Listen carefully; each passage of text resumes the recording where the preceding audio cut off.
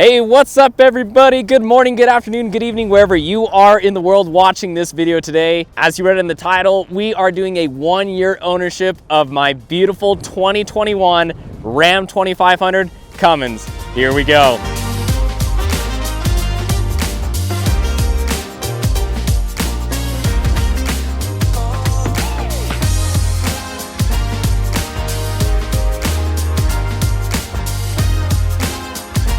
Music licensing reimagined.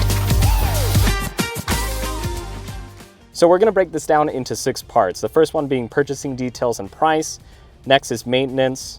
Then after that is fuel and DEF and cost on that. Insurance, some people like to know insurance, aftermarket mods, and final thoughts and complaints on this truck so far. So I purchased this truck January 4th, 2023 with 6,022 miles on the odometer.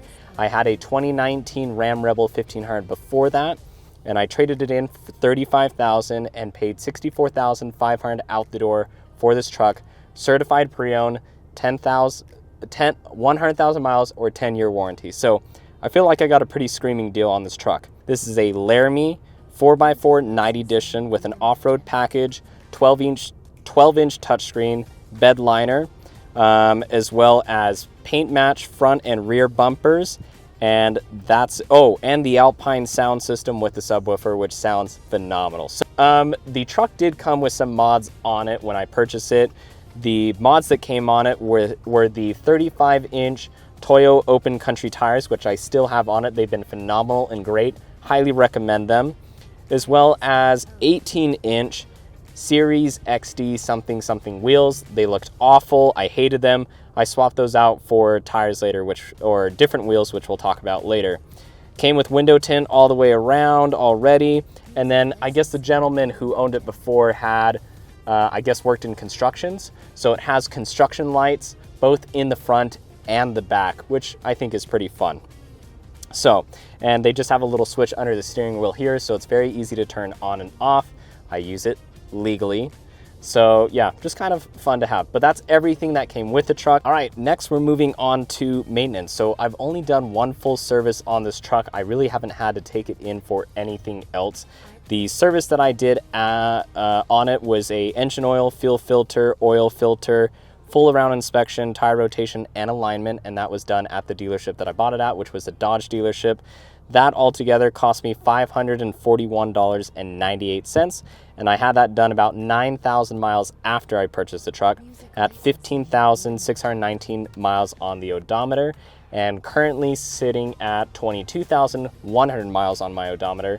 And I still got about 55% left in my oil as well as my fuel filter, so I still got a ways to go before I need to take it in for service again. Okay, we're detouring from the video a little bit. I figured this would be something that would be enjoyable, and some of you might not actually know about me.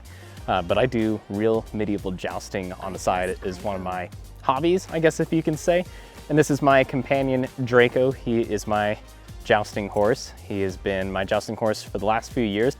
Now, while these tips are just our practice tips, they still can inflict some damage. So these tips are made out of balsam. They are meant to break for practice. They still can break bones or fracture, so they still deal some damage, but they're not as bad as our show tips and our competition tips. Knights at the ready, lay on. Beautiful, solid hit.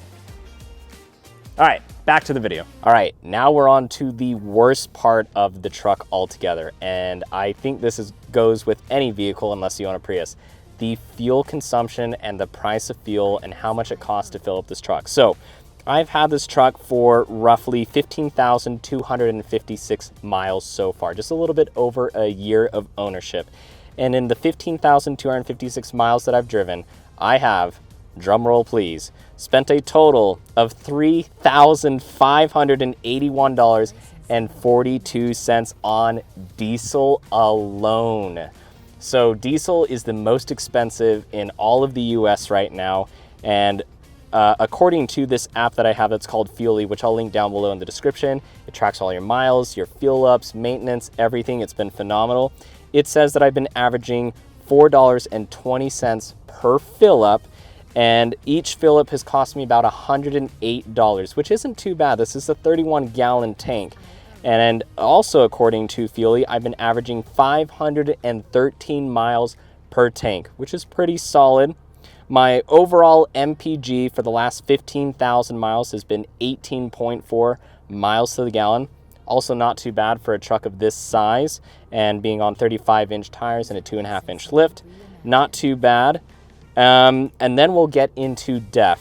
So on def, it hasn't been too bad. I go all the way to red. So the dials and the gauges on this truck are like a video game to me, besides the RPMs, of course. We don't want to blow the engine.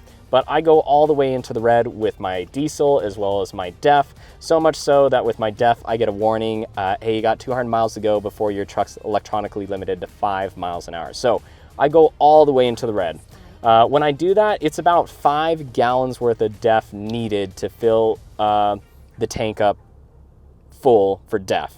So since I've had the truck, it's cost me $141 of 3 fill-ups, 5 gallons each, and about a 5,000 mile average for a full tank of def. So not as bad as I had read on the forums. I drive this thing on cruise control all the time just because it's a truck. I don't need to drive around fast or anything like that. So I get on the road, I set it to the speed limit and just put it on cruise control, and that's why my fuel economy and everything else is pretty good. Next, we're going to go to insurance. Now, insurance is so different for everybody. It depends on, your driving record, your history. It also depends on the cars that you have, the year that they are, if you've been in accidents before. There's a lot that goes into insurance. So everybody's insurance rate is going to be completely different. Now, me being younger, this is the best insurance rate that I've found so far, and we're able to do an umbrella policy with my wife in our home, which is really, really nice. So it doesn't cost us a fortune, but because we are younger, it still is very costly. So if any of you are insurance agents or know of policies that could be better than this or could beat it, please let me know in the comments down below. I always love saving a dollar here and there. So we currently have been using Travelers for the last 4 years with our vehicles as well as our home, and we've loved it. They've been phenomenal, they've been great, but it is a little bit pricey. So for this truck, full coverage with a $1,000 deductible on damage, crashes, all that stuff, which I feel like is a pretty good price because everything's expensive on this truck. You'll most likely be over that if you get into a crash, wreck, whatever, fender bender kind of thing. I pay $140 a month for a premium coverage on this truck, which equals out to $1,682.33 for the year on just this truck. And like I said, that's a full coverage, premium coverage, so everything is covered if something is to happen. Great peace of mind. All right, next we're getting into aftermarket mods. Now these are mods that I have put on the truck for me personally, just to get more enjoyment out of the truck and for it to be my truck and, to make it my truck, if that makes sense. So we're gonna start with the Edge Easy X Tune module. What's fantastic about this tuning module is it does not void warranty. It's not an OBD2. It's what you would call a ghost tune. So it just kind of taps on to the intake, air filter, and something else. You can control it all through your phone. It's got tire height adjustment. You can clear your EGR. You can do all sorts of stuff with this tuning module while still keeping your warranty. A lot of dealerships will still honor your warranty with this tuning module. You do need to check with your warranty, however. Mine has cleared it. I got the tuning module along with a few of these other mods from JRH Performance, which are here local in Utah. They can get you pretty much any part for any truck that you can think of. So hit them up. Their Instagram will be in the description down below. Anywho, the tuning module itself was $686.96, and then $100 for install from 4 Horsemen Racing in Draper. I also have an S&B intake. I did that for better airflow, slightly better fuel economy. I also wanted to hear my exhaust brake and my turbo whistle, which you can hear a little bit of it, but I don't think my mic will pick it up. Maybe I'll try doing that later. I do have a video on the install for the intake if you're interested in checking that out. It's also going to be in the description. I then did Raceline wheels because I hated the XD wheels but kept the same tires that came with it. The wheels themselves were Raceline 965B compasses with a negative 12 millimeter offset, 18-inch diameter, and that was $1,116 for the full set. Buddy of mine has a tire shop. Install with free. Love you, Cody. Thank you so much. I then also added a tonneau cover in the back just to cover my bed. Also kind of helps with fuel efficiency as well as just driving and all together from some of the tests and videos that I've watched and whatnot, but it's more so just to keep my bed covered. It was just a really cheap one off Amazon. It's a Tiger soft fold 3-piece one, not the best, not the worst. And I installed it myself, so no labor on that, and that was $236. Now the last mod was completely unnecessary, but I thought it would be really fun. And it was a mod that my buddy has on his Lexus, and he uses it for off-roading, which is the only reason why you should use it for off-roading.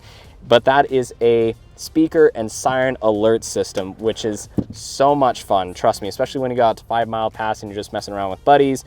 That's where you can legally use it, is off public roads and on trails and all sorts of stuff.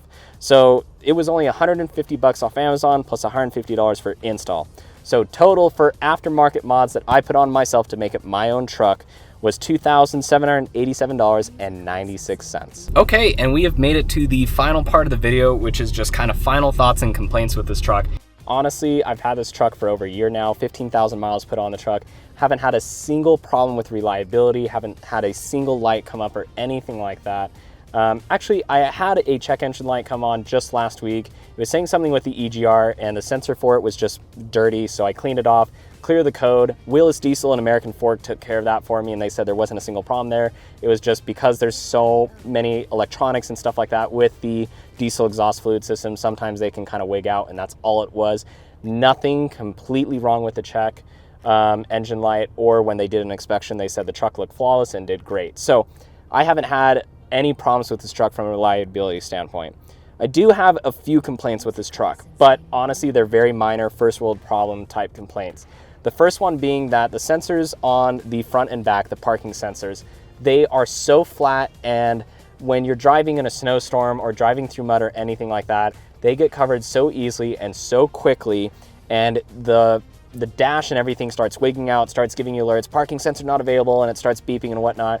So you have to go in and kind of just turn those off, which is really easy to do. You just go down here to your toggle switches and you just turn them off and you're good to go.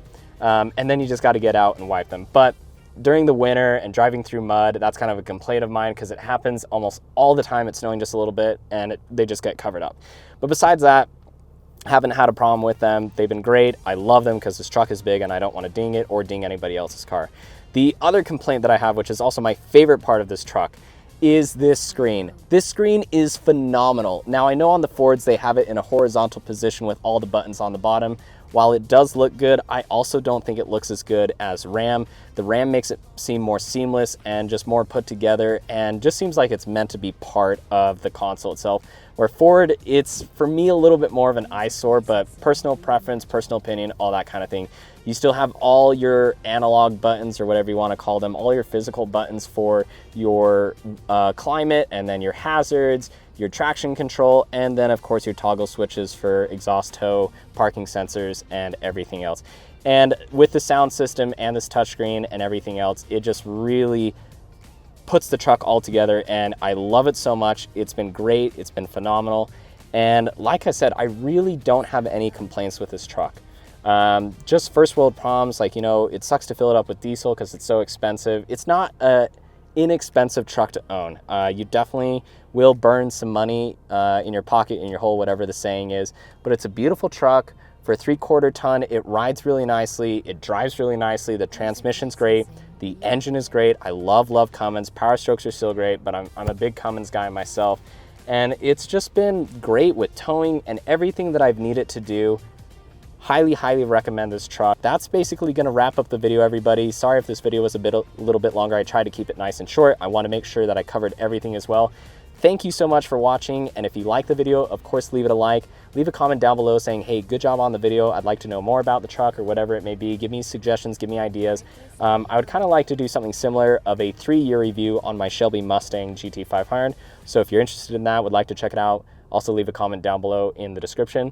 But other than that, thank you all so much for tuning in. This is Jake. Stay safe out there in the world. We'll see y'all later. Take care.